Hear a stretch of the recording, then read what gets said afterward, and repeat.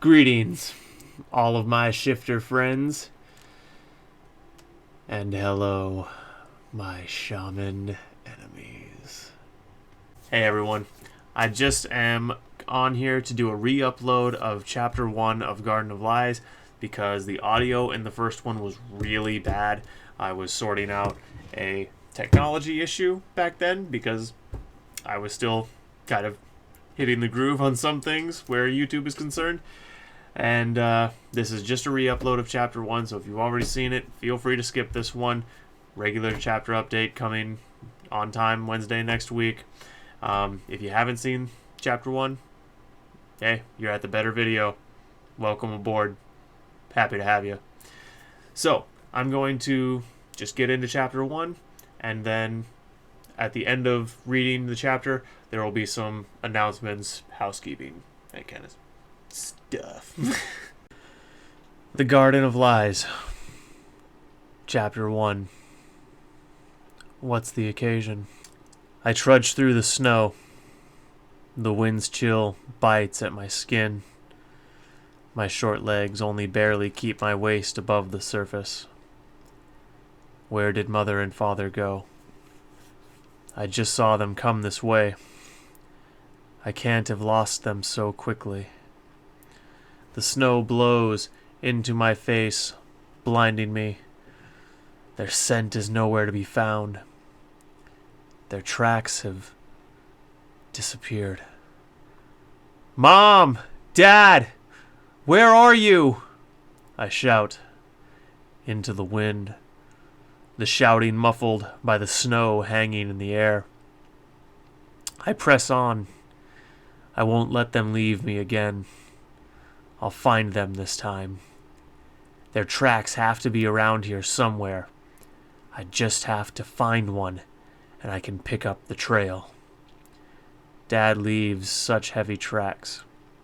His should stick out like a sore thumb. So where are they? This makes no damn sense. As I trudge forth, I begin hearing it. The singing. That sweet, gentle voice. I've heard it so many times before, but where is she?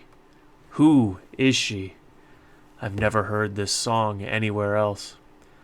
I try to place a face or a name to the sweet sound, but there is nothing but blackness in my memory. The wind picks up, and I shout for my parents again. Nothing, except the sweet voice, singing the first of the two songs it always sings to me. Suddenly, a burst of wind knocks me onto my back. My face gets covered in snow. I wipe it off with numb, clumsy fingers and sit up. As I rise, a figure enters my vision, approaching me straight on. The outline of a shifter, a wolf like me. But something is wrong. I feel a sense of menace from him. I feel a sense of dread looking upon him. I need to go. The singing has stopped, and only the wind howls in my ears. I scramble to my feet and turn to run. Waking up is strange. On the one hand, we do it every day of our lives until we die. On the other hand, it's never the same twice. I impatiently try to wipe the sleep from my eyes, but the world remains a haze until my dog, Gray, saunters on over and decides I need a bath. Calling Gray a dog is much like calling a tornado a strong wind. While technically true, it does not do the subject justice. Standing over 4 feet tall on all fours and weighing 200 pounds of solid muscle, he is more furry titan than dog. But don't try to tell him that. I just lay there and accept my fate of smelling like dog breath today. Fighting him off is not worth the effort. After my face has received a satisfactory amount of drool, He backs up and lets me get dressed. My leather breeches and shirt are all I need. Spring is in full bloom, and my humble town of Three Fang, while north as Cait territory goes, is shedding winter's chill readily. My boots come on, and no sooner am I done lacing up than my oldest friend and housemate, Pogs, knocks on my door. "Breakfast," he says and waits. My room is pretty big. Biggest in my house at about 12 by 20, and my bed is on the far wall from the door, an easy 17 feet. That door is open 2 seconds flat after my friend makes his announcement. Don't gotta tell me twice. We canine shifters aren't the fastest thing on garden, but where food is involved, not much can outrun us either. As I descend the stairs that lead to my room, I smell the food in the dining room. Bacon and sausages, dehydrated fruit, and the mountain berry mead that I and Pogs brew in the cellar. Mead for breakfast? What's the occasion? Festival of the Hunt starts today. Duh. Figured it was cause for a little merriment. Pogs looks for any excuse to make good food and eat it. Same for good brew and drinking it. But on this one, he isn't making a big leap. It is tradition to celebrate the festival in your own home as well as the town square. So why not? We sit down and unceremoniously begin devouring food. At 17 years of age and 190 and 230 pounds respectively, we can both pack it away. But Pogs is in a league unto himself. His clan is known for its voracious appetite, and he puts most of them to shame still. Yet, for all his bulk, he is not what I would call fat. Strong, broad shoulders, with arms like logs attached.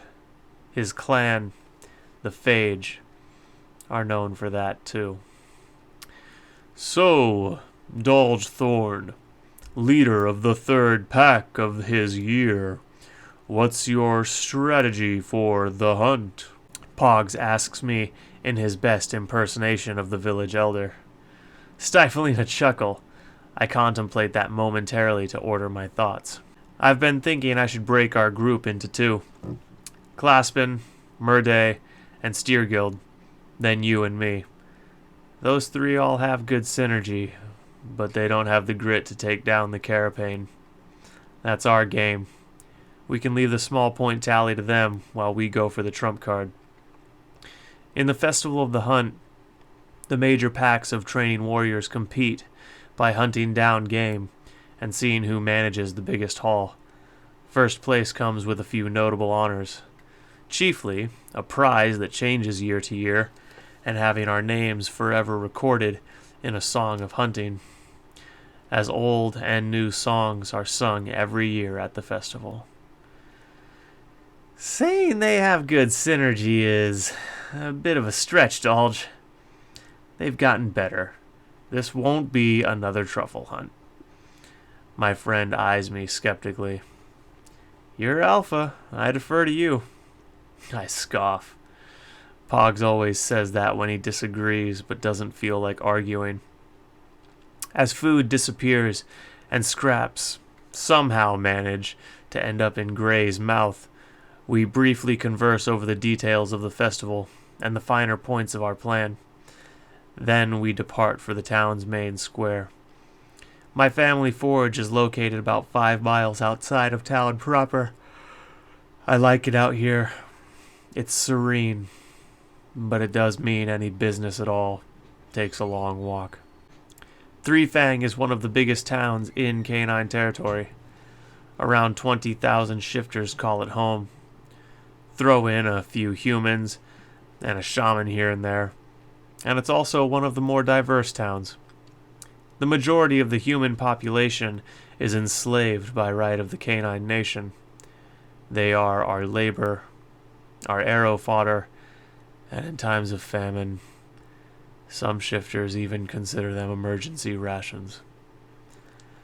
I look down on those shifters, and so does everyone I freely associate with.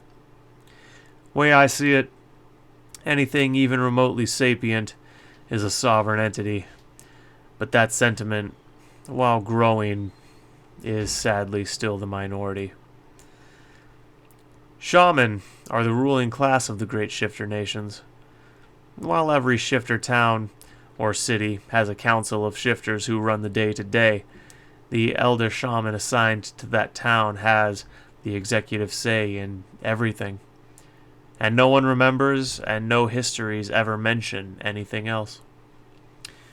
Walking into any town from the countryside, you expect to be barraged by the clamor of a busy place, and the smells of taverns and merchants peddling their wares.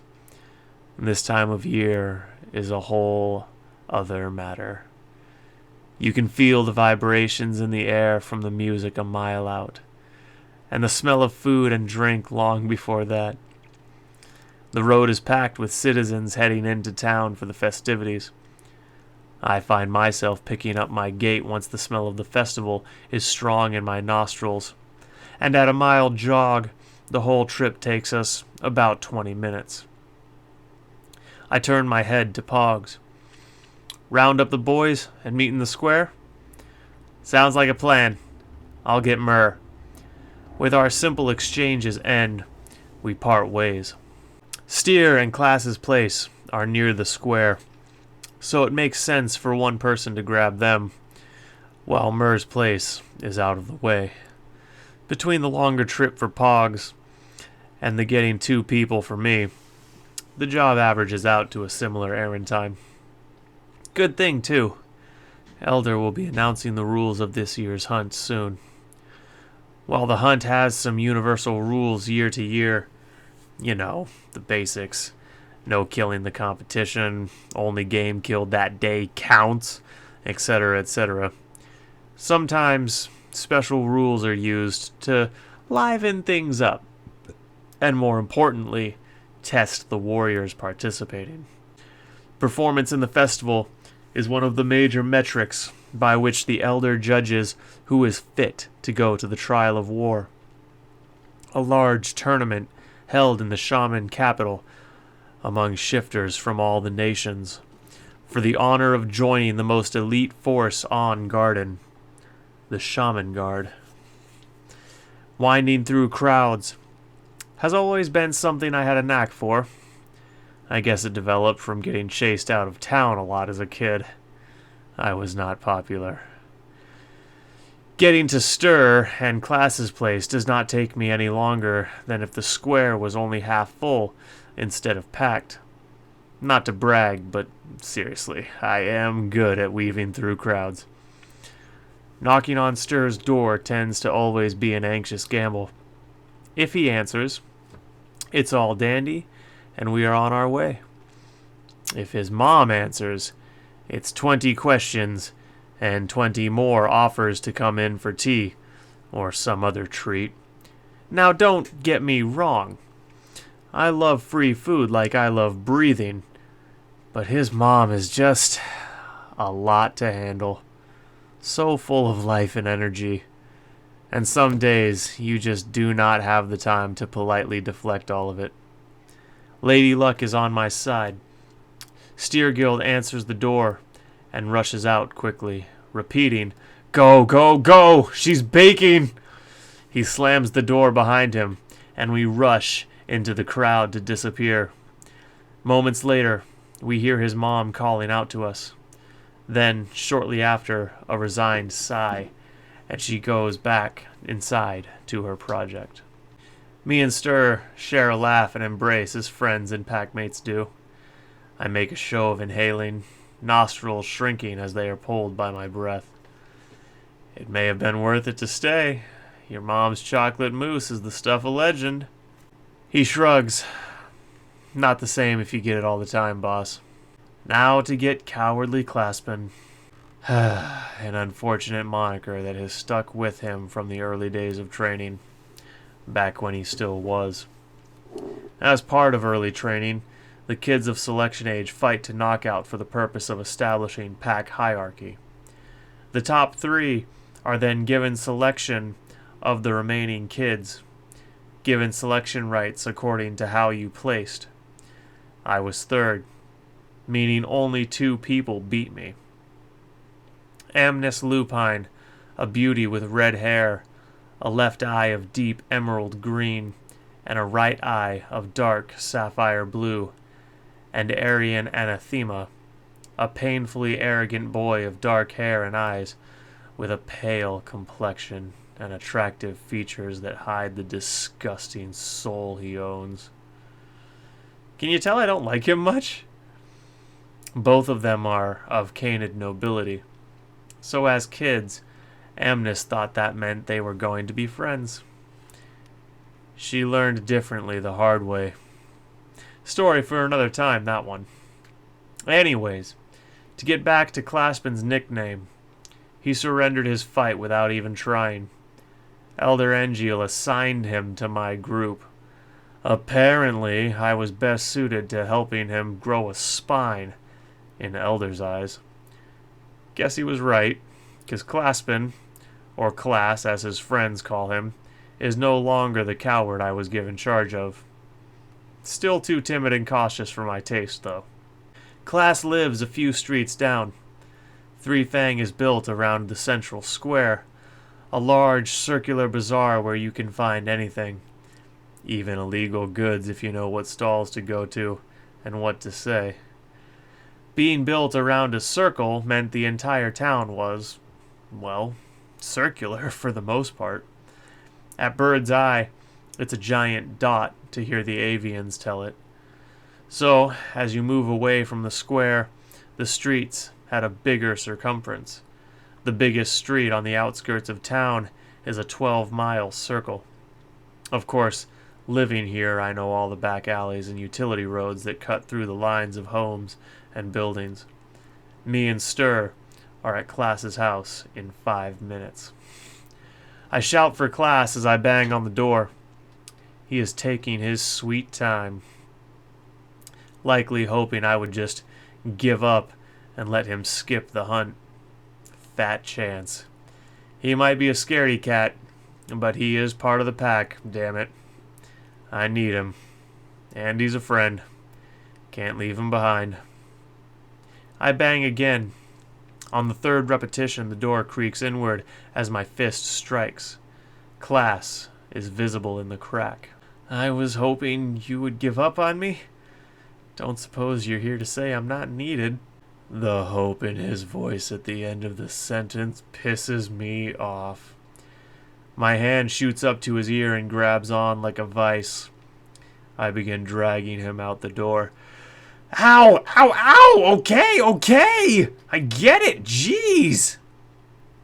But I don't let go till he is through the door, and it is shut after him.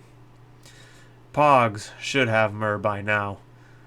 We start to walk back to the square, when an old, unpleasant scent hits my nose. I increase the speed of my gait almost to a jog. I hope it lets me and my pack pass the alley before he emerges. We don't quite make it. Aryan and his pack, 3 nobles and a commoner kid, who was so impressive in selection, 4th place. Even Aryan couldn't ignore his abilities, and hence selected him in spite of his prejudice. Afternoon, fellas. Nice day for a walk, am I right? Certainly would be, if there wasn't so much trash in the street, Aryan retorts. His pack chuckles on cue, like good little drones. Pathetic. Okay, look, Double A. He shoots daggers at me. He hates it when I call him that. Me and my pack have a hunt to get to. So while I would just so adore to hang out and catch up on the last 15 hours since you last acted like a jackass in front of me, we will be going now. I turn away from him as nonchalant as I can before I am finished saying now, and start walking down the alley again. He and his pack move with a single mind, moving a hair faster than I, in a diagonal path that would put them in front of mine. I stop. Pressing forward would bring us close, and make a fight even more likely. Distance is an ally in this situation. Stand fast, mutt. I didn't say you could leave. Funny. I don't remember joining your pack. Oh, you would not be permitted to join if you begged, but you shall listen to me all the same. The look on his face is smug, sickly. He looks down his nose at me. Even though it's 6'5", he only has 5 inches on me. It is the same face he's been making for the past 7 years of training. And every time I see it, I want to swipe it off his pale, angular, pretty boy face. Man, I hate this guy. You know, only the best will win the invitations to the trial. Limited invites, mutt. And I say you're not going to make the cut. If only I gave half a shit. He glares at me again. All this time, he still is not used to a blacksmith's son, a commoner talking back to him. Both of us being selected at age 10 for warrior training, and both of us ending up pack alphas, means we have pretty much equal standing by most standards that matter. Only highfalutin, prissy, fancy-pants nobles think differently. But don't tell them that. Hearing the truth might give them a stroke. Mutt, I warn you, here and now, back down. Lose. Me and my entire pack will be going to the trial. Wow. That is so insanely arrogant of a goal. Even knowing him as well as I do, it surprises me. To get all 5 invites over me and Amnes's packs? This guy's delusional. Unless... What are you playing at, AA? Who's planning on helping you cheat your way to victory this time? Daddy Dearest? Brothers from down south in the capital? He sneers as he speaks, making the words drip venom. You have been warned, mutt. Call me that again. You won't live to hunt the carapain. That shuts him up. He still has the scar from when we were boys, when my teeth reminded him that noble or common, we all bleed. He might have won that fight in selection, but it was not a flawless win. Just for a second, just a speck of fear shows in his eyes. And then it is gone behind the smug facade. You have been warned, Dulge.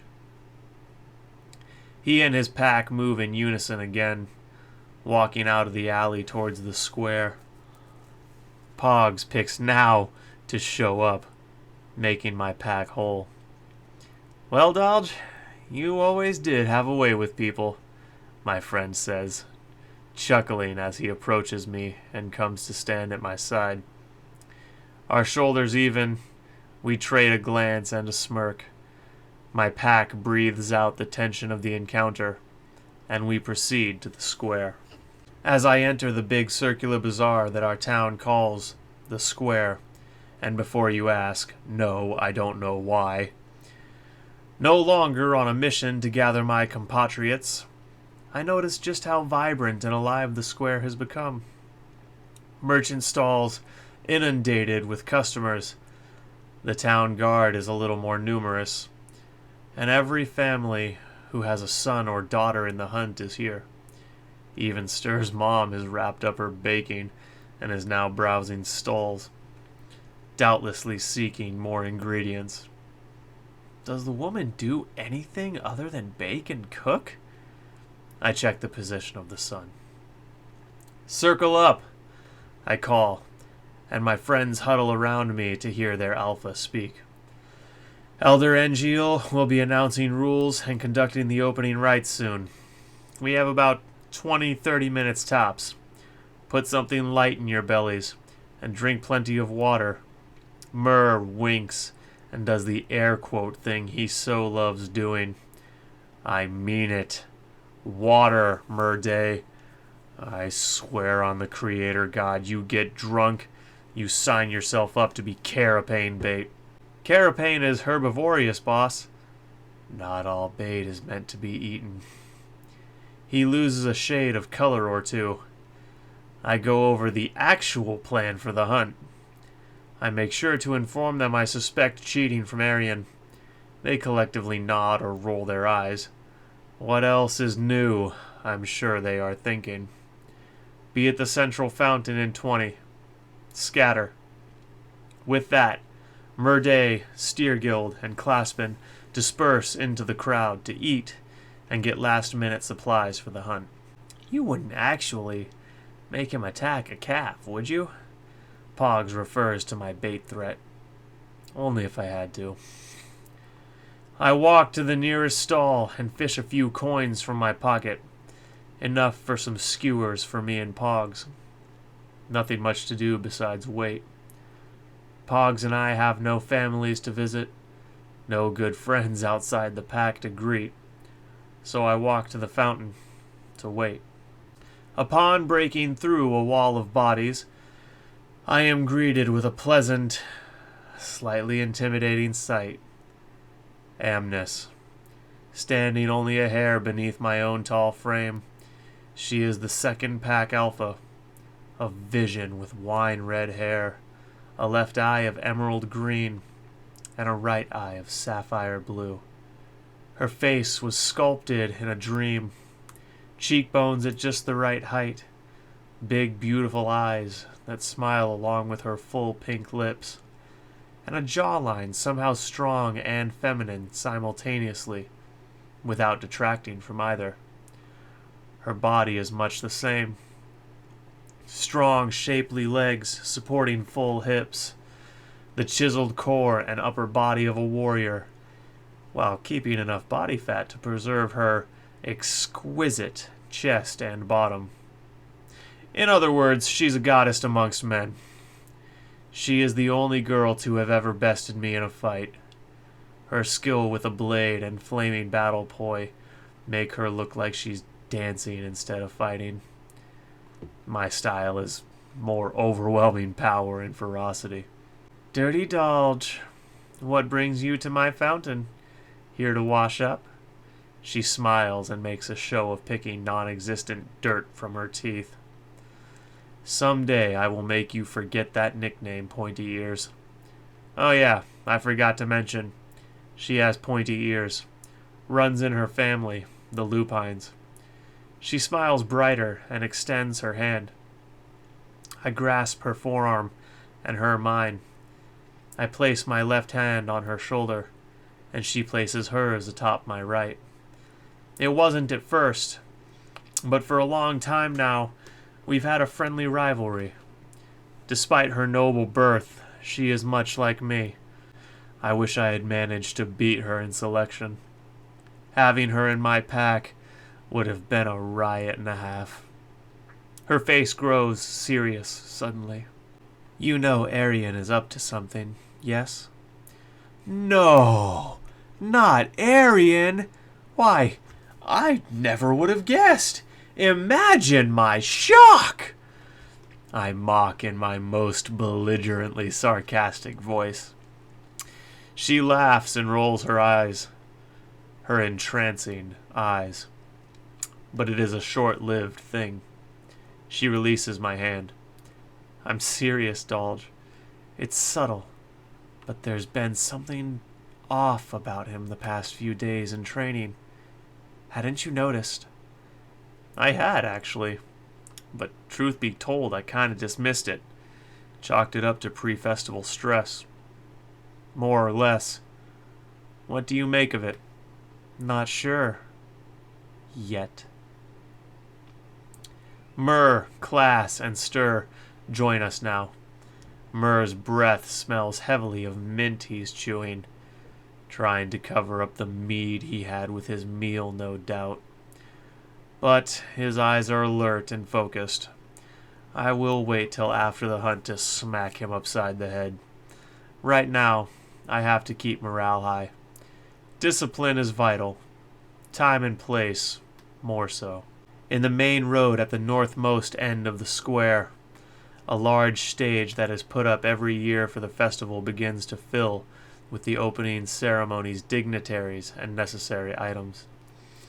After a few minutes, the stage settles, and Elder Engiel stands. Using a small portion of his power, he projects his voice across the entire mile of stalls, crowds, and the square grows silent. You could hear a pin drop.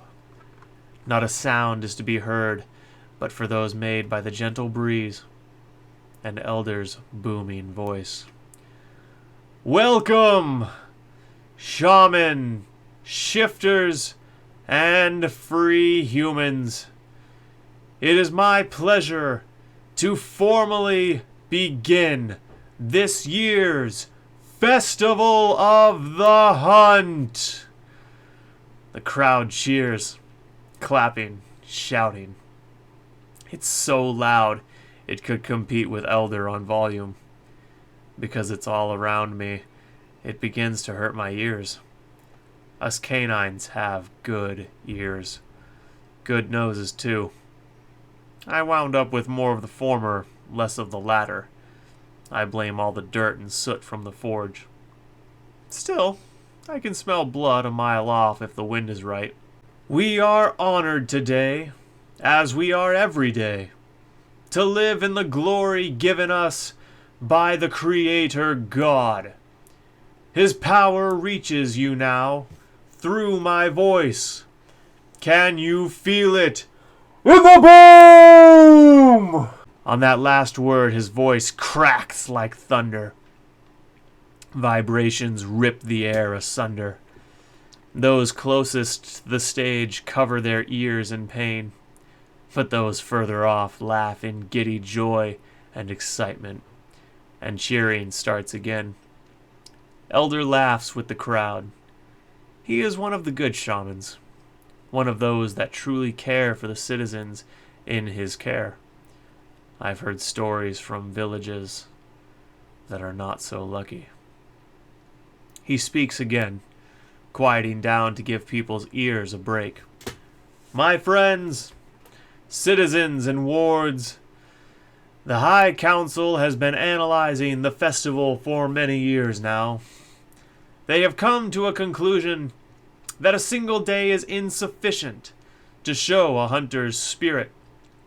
While the beasts our Creator imbued them with needed but one night, our human ancestors often took days, sometimes even weeks, to hunt prey, especially for great beasts like the mighty carapain. Thus, from this day forth, the Festival of the Hunt shall last 7 days. The crowd goes nuts. The Festival of the Hunt is the biggest celebration in canid territory. Feline territory, too, if the gossip was good. This means a week of celebration every year. Needless to say, people like the sound of that. But for us warriors, it's another matter. I have a sinking feeling in my gut. If the Council's goal was to make this harder, to truly test us so only the best of the best made it to the trial of war, then, furthermore, following in the spirit of our ancestors, our warriors will take nothing with them on the hunt. They must make do with fang and claw and what they can make in the wilds. Oh crap. We have survival training. We know our way around the wilds. But doing it zero supplies is another matter. Boggs and I specifically would be fine, most likely. But the others? None of them are exactly all-stars when it comes to, well, anything, if I'm being honest. Their strength is in their loyalty and willingness to follow orders first, ask questions later. Sure, each has a skill set, but they're the dregs, the bottom picks.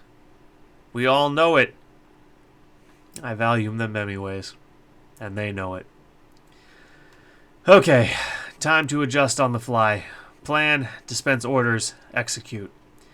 I have at least an hour before the hunt actually starts. Opening rights take a while. Listen to all the rules. Make a plan. The other rules fit thematically with the big change. No tools or food or even water can be brought with. Kills must be brought into town fresh to count for points. No cross-pack alliances. Finally, perhaps most important of the rules, because we were stripped of our weapons and tools, killing and managing to haul the massive adult carapace into town is an instant win for all who have a part in the task. So that's it. Arian knew this ahead of time. That's got to be how he's cheated. Information. He already had time to plan a method for dragging the massive carapace in for the instant win. When I say massive, I mean it. Adult males reach 10 feet high on all fours. They're about 10 feet long and have big, mean outcrops of bone on their shoulders that bloom out like thorns from a bush. They ram their shoulders into trees to knock them over, to get to the leaves at the top. Not to mention those massive curving tusks. Their mouths are actually on the bottoms of their front feet, so they knock over a lot of trees and bush once the grass is all eaten. In short, they are big, strong, and hard to kill. I know that in 7 days my 3 gammas can haul a lot of game into town. Stir especially is good at running down game. Class is a decent angler. And Murr can set traps with nothing but a bootlace and a stick, and about 20 minutes of time. I mull it over. Strategy is not only my job, but thankfully I have some natural talent to a certain extent. I know my pack's strengths, and more importantly, I know my enemy's weakness. Arian will not delegate. He won't send out members to hunt solo. He plans on leading his pack on the one mission, the carapace. Nearly opposite, Amnes places immense trust in the skills of her pack. I think it likely she would send them out solo or in groups of 2 and 3 like I was doing. Which means, if I prevent Arian from snagging the prize, and my pack keeps pace with Amnes, my pack has a fighting chance. But I want better than a fighting chance. I want the big win myself. The fact that Arian is shooting for it makes me want it even more. I need an edge. Need to think outside the box. And I think I have an idea. Circle up! The Garden of Lies, Chapter 1. What's the occasion? So, as I said, a few housekeeping announcements. For those of you who are unaware still, somehow, me and my friend Cait of Wild Rider, we do 2 second channels, so I guess one is a second and one is a third. We do If You're Feeling Adventurous and Adventurous Publications. One is kind of our goof-off channel where we've garnered a second community guidelines strike over a BS accusation. Hashtag fuck corporate censorship. YouTube. Oh yeah. You can't go reacting to a cartoon that's currently on our platform. And over at Adventurous Publications, we do a weekly show and upload clips from said show. We do live critiques of authors' work, which you can submit your work to us. We do poetry readings. You can submit your poetry to us. And We do improv stuff and music stuff, and it's just an all-around good time. So, if you like writing craft stuff and reading stuff and just everything to do with author and booktube, go over and check out Adventurous Publications. It's a damn good show every Saturday. You'll be glad you did.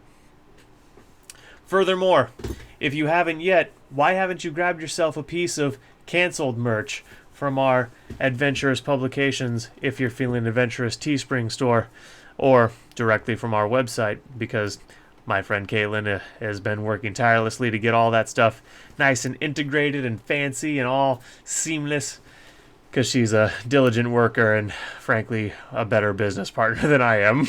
So thank you, Caitlin. Furthermore, if you somehow haven't heard by now, if we can manage to get the channel to 1.5k subs before I am done reading The Garden of Lies, I'll do the second book absolutely free. And, frankly, I want to do the second book because I want people to read my story. I want people to be able to consume my story. And I like hearing what people have to say. So, do me a favor. Share this with your friends. Tell them, hey, sub to the channel. Share it around. It's a free book. Come on. What's not to like? And besides that, guys, take care of yourselves. I'll see you next time. Welcome to Garden.